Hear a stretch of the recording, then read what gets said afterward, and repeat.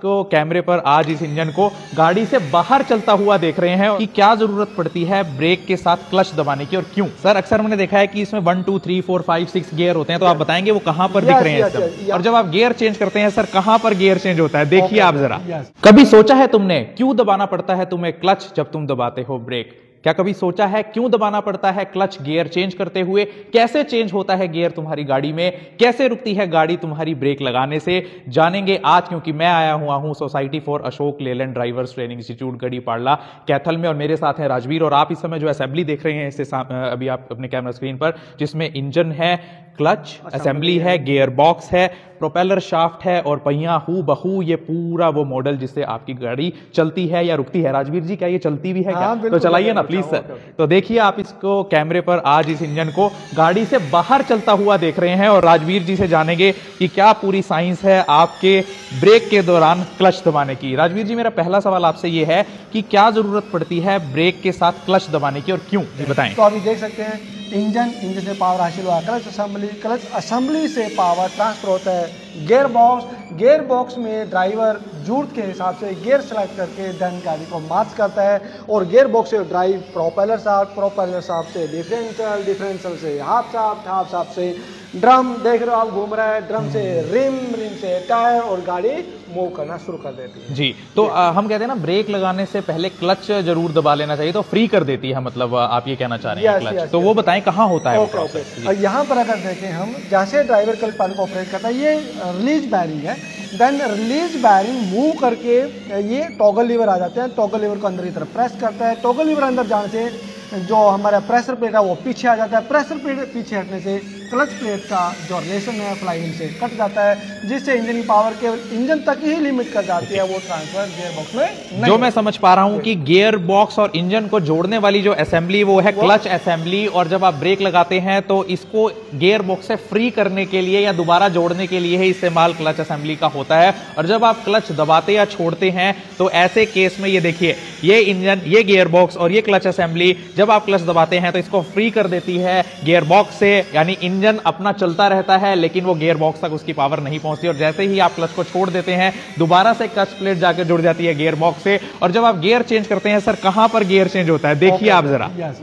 Driver gear lever से जैसे gear को सिलेक्ट करता है, देन ये आ जाता सिलेक्टर मैकेनिज्म के माध्यम से शिफ्ट शाफ्ट 4 के द्वारा सेलेक्ट किए गए गियर के प्रोजेक्शन के साथ मैच हो जाती है, देन उसी गियर की ड्राइव को प्रोपेलर शाफ्ट के माध्यम से आगे पास होता है। सर अक्सर मैंने देखा है कि इसमें 1 2 3 4 5 6 गियर होते हैं, तो आप बताएंगे वो कहां पर दिख रहे हैं? यहाँ पर देख सकते हो रिवर्स गियर आ जाता है, ये फर्स्ट गियर आ गया, second gear, third gear, fourth gear, fifth gear, then ये आ जाता है सिक्स्थ गियर, जो सबसे स्पीड में चलाती है। तो ये क्या फर्क हो जाता है कि जब हम 6th गियर पे ले जाते हैं तो गाड़ी तेज चलने लगती है, ऐसा क्या साइंस है यहाँ पर? इसमें क्या होता है, जो गियर रेशो होता है टीथ के आधार पर वो तैयार किए गए हैं, जैसे ही सबसे स्मॉल गियर सबसे बड़ी गियर को रोटेट करेगा, देन यहाँ पर पावर है जो रिडक्ट होगा, यानी ड्राइव जो कम होगा। यहाँ पर देख सकते हो अगर ये छोटा गियर 10 राउंड करता है अपने एक्सेस के ऊपर, तो ये मुश्किल से 1 राउंड पूरा कर पाता है। तो यानी ड्राइव को यहाँ पर है जो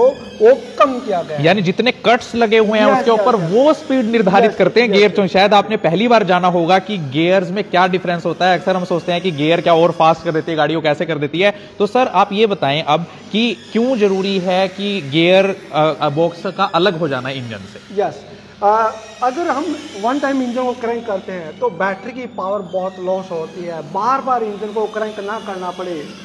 वन टाइम जब इंजन को क्रैंक करते हैं कंटिन्यू वर्किंग में रहे, तो इस करके क्लच को हम दबा लेते हैं, ब्रेक अप्लाई करते हैं। अगर ब्रेक अप्लाई करने के साथ साथ क्लच को अप्लाई नहीं करते, देन इंजन बार बार शट डाउन होता है। तो आप ये देखिए प्रोपेलर शाफ्ट जो अल्टीमेटली गियर बॉक्स से आपके इस डिफरेंशियल को जोड़ती है वो प्रोपेलर शाफ्ट है। तो बताएं सर ब्रेक कहाँ अप्लाई होती है और ब्रेक शूज जरा दिखाएं एक बार।